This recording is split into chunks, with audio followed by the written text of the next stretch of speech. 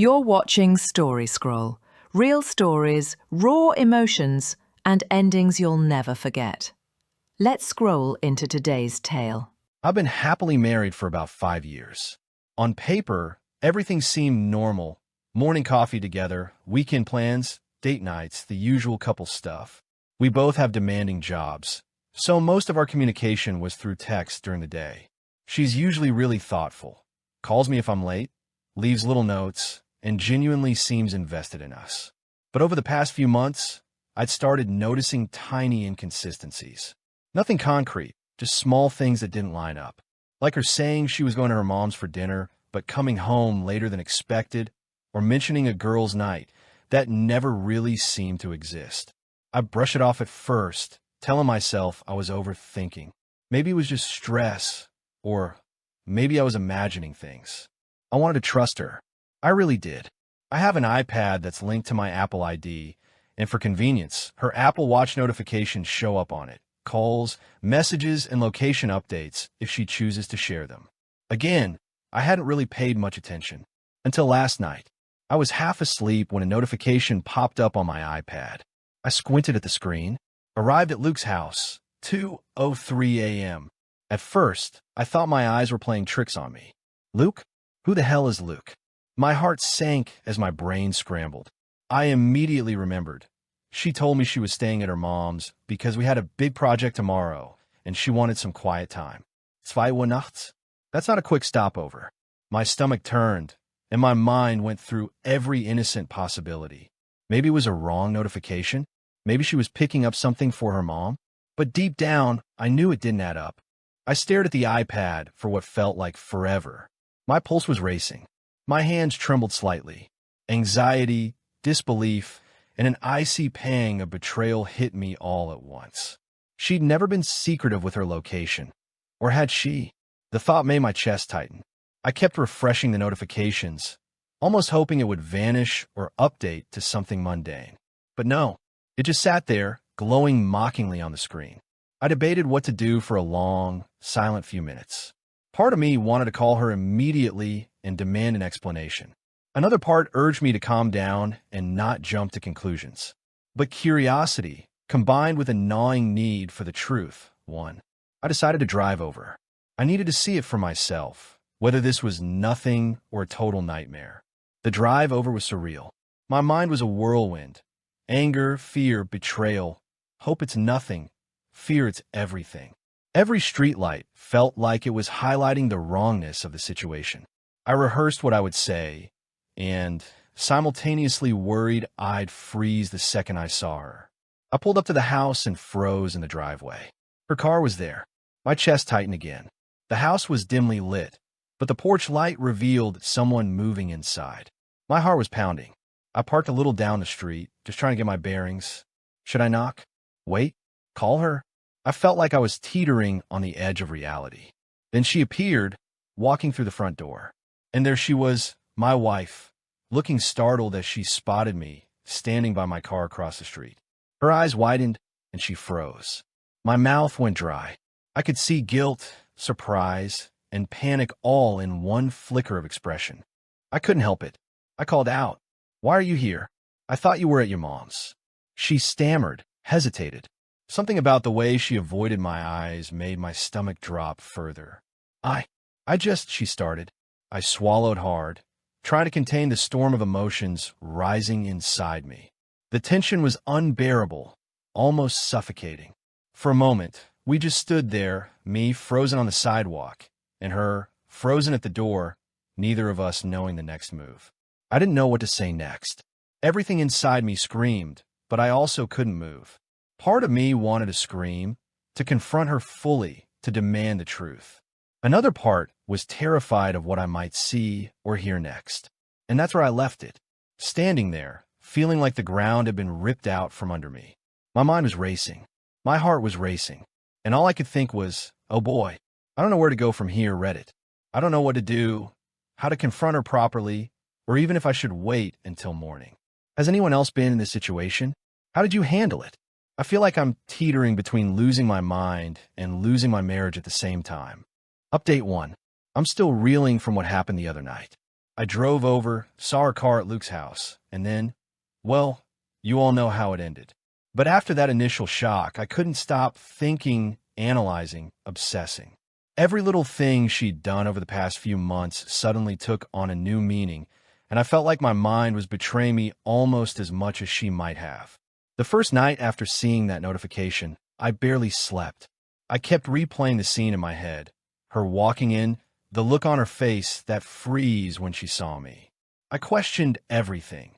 The subtle excuses about why she was home late, those girls' nights that never really seemed to exist, the way she sometimes brushed off questions about her plans. I'd always trusted her, but now I felt like I'd been blind. I tried rationalizing like maybe it was nothing, maybe I was overreacting, but the more I tried to calm myself, the less convincing it felt. My chest tightened every time I imagined what could be going on. I decided I needed proof, something concrete. I couldn't just live in uncertainty. I dug into the Apple Watch location history. Every stop, every short trip, every odd late-night detour was suddenly glaringly suspicious. Luke's address appeared multiple times late at night over the past month, and each time she had told me she was somewhere else. Then came the messages. Some were innocuous, like, hey, see you later, but others didn't make sense. One deleted conversation, the context completely missing, one timestamp at 1:15 a.m. Strange calls that she said were work-related, though her work never required calls at that hour. I even noticed subtle behaviors I'd overlooked. How she sometimes checked her phone almost compulsively, the way she hesitated when I asked where she'd been, how she sometimes forgot little things she'd promised. It wasn't a slam dunk yet, but the pattern was forming. Eventually, I had to confront her again. I couldn't keep snooping forever. Something needed to happen. I asked her to sit down with me in the living room that evening, trying to keep my voice calm even as my hands shook. I need to know what's going on, I said. Can you tell me where you were last night at 2 a.m.? She looked at me like I'd suddenly grown 3 heads. What? I told you I was at my mom's. You're overreacting. I saw it on my iPad, I said, my voice tighter than I intended. Your Apple Watch. It says you arrived at Luke's house at 2 a.m. Her eyes flickered, maybe guilt, maybe panic. Oh, that it's nothing. I was dropping something off. It's fine. Stop making it a big deal. That's not fine, I said, the hurt starting to bleed into anger. Why didn't you tell me the truth? Why lie? She leaned back, crossing her arms, the classic defensive posture. I didn't lie. You're twisting things. You're imagining problems that don't exist. It was gaslighting, pure and simple. My chest felt like it was collapsing. I wanted to scream, to shake her, to demand the absolute truth. Instead, I tried to stay calm, though my voice betrayed me. I need honesty. Right now. No excuses. Were you with him? She hesitated. Her eyes darted away. My heart sank as she looked back at me, trying to force a shrug, a smile, anything. But I saw the cracks. I didn't get a full confession, not yet, but I also didn't get a denial I could trust. The rest of the night was a blur of half answers, awkward silences, and me sitting awake, staring at the ceiling, trying to make sense of what I knew. I questioned everything I trusted her on. Every late night, every vague excuse, every small inconsistency now felt like pieces of a puzzle I didn't want to finish. Sleep deprivation didn't help. I replayed conversations in my head, text messages, her tone of voice, the way she avoided looking at me. Friends started noticing I was off, distant, distracted. One even asked if everything was okay, and I gave a vague answer because I didn't want to spill details I wasn't even sure about. Family noticed too. My mom called late one night, asking if I was stressed at work, and I almost broke down trying to explain why it felt like my world was crumbling. Eventually, I had to make a choice. Do I confront her again aggressively, demand a confession, or do I step back and start protecting myself? Emotionally, financially, strategically? Part of me wanted to immediately call it quits, pack my things, and leave. Another part wanted to gather irrefutable proof before doing anything. I didn't want to be caught in another round of gaslighting or lies. I spent hours debating in my head. I looked at her sleeping peacefully one night and felt a pang of grief mixed with disbelief. How could someone I trusted betray me like this? And yet, I also felt a strange clarity, I couldn't let this continue unchecked. I couldn't just pretend everything was fine. I began quietly documenting everything. Screenshots of location history, timestamps of messages, notes on her behavior. I wasn't ready to confront her again, not fully, but I needed to arm myself. Not for revenge, not yet. For clarity, for protection, for control over my own sanity. And now, I'm at that point where I can't ignore it, can't go back to how things were, and can't fully act yet. I'm trapped between disbelief and action, between heartbreak and the need to protect myself. Every time I think I've processed one angle, another detail shakes me to my core. I haven't slept properly in days. I haven't told anyone everything, partly because I don't want to be judged, partly because I need to be sure before I make my next move. Every text I check, every notification, every little sound makes me tense. I'm stuck in this limbo where every option feels like it could either save me or break me further. I had to make a choice before it got worse. I couldn't let myself spiral into constant suspicion or anger without a plan. Something had to happen, and soon. But what? Leave? Confront her fully? Wait? I feel like I'm teetering on the edge, and one wrong step could shatter everything. Hajichi, I need your advice. How do you handle something like this? Do you confront, investigate further, or cut ties immediately? I feel like I'm walking a tightrope over a pit I don't even fully understand yet. Final update. After days of sleepless nights, emotional turmoil, and endless replaying of scenarios in my head, the truth finally came out. I had gathered all the evidence I could, Apple Watch location history, deleted messages I'd recovered, the pattern of late-night calls. I confronted her one last time, calmly but firmly.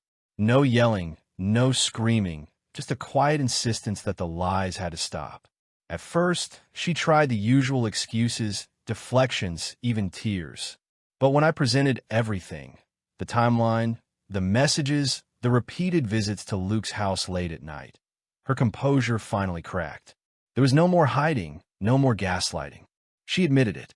She had been seeing him for months, sneaking out when she said she was at her mom's, lying about nights out, fabricating stories to cover tracks. I remember feeling a strange sense of calm as I listened. The anger was still there, but it was tempered by clarity. For the first time, I saw the situation for exactly what it was. No denials, no doubts, no what-ifs. It wasn't about betrayal alone. It was about trust broken, boundaries crossed, and respect ignored. I didn't yell. I didn't beg. I just nodded, letting the weight of reality sink in. There was nothing left to argue about. The consequences were immediate. We separated shortly after, and the divorce was finalized within months. She faced her own fallout, financially and socially. Friends she had assumed would side with her distanced themselves, and the lavish lifestyle she had counted on came crashing down. She tried to reframe herself as a victim at first, sending messages trying to guilt me, but the reality of her actions was undeniable. Life, in its own quiet way, leveled the playing field. I didn't have to orchestrate revenge. Truth did it on its own. Meanwhile, I focused on myself. I took time to process, to heal, and to rebuild my trust in myself first. I learned where my boundaries lie, what respect truly means, and that self-worth cannot be negotiated or compromised. I stopped blaming myself for her choices, for her lies, for her betrayals. I realized that staying calm, collecting evidence, and facing the truth with clarity gave me the upper hand, not in a vengeful sense, but in reclaiming control over my own life. I also reflected on why I didn't explode in anger or lash out. At first, I thought I might, but I realized that emotional vengeance would have left me just as hollow as the betrayal I endured. By staying composed, I preserved my dignity and my future. I had learned that some battles are better won quietly, with clarity, than with noise and fury. Now, life is different. I reconnected with old friends, focused on work, and even started dating again. The pain hasn't disappeared entirely, but it has softened into perspective. I understand that heartbreak, betrayal, and disappointment are part of the human experience, but so is resilience. I have grown stronger, wiser, and more attuned to the boundaries I need to protect my peace. Sometimes I think about what might have been if I hadn't noticed that Apple Watch notification, if I hadn't driven over that night, if I hadn't insisted on clarity. And I realize that some doors, once opened, reveal exactly what we need to see, even if it's painful. But here's the crucial part. I got to choose whether to walk through them or slam them shut. I walked through, learned the hard truths, and came out the other side intact. So, to anyone going through something similar, pay attention to your instincts, gather the facts, and protect yourself emotionally. Revenge is unnecessary. Reality has a way of balancing itself when truth is finally acknowledged. And above all, remember that your self-respect is the only currency that truly matters. I finally understand now that some doors, once opened, are better left closed, but I gotta choose which ones to walk through. And for the first time in a long while, I feel like I'm walking forward on my own terms. Thanks for watching Story Scroll. Hit that bell and stay tuned for the next story that will move your heart.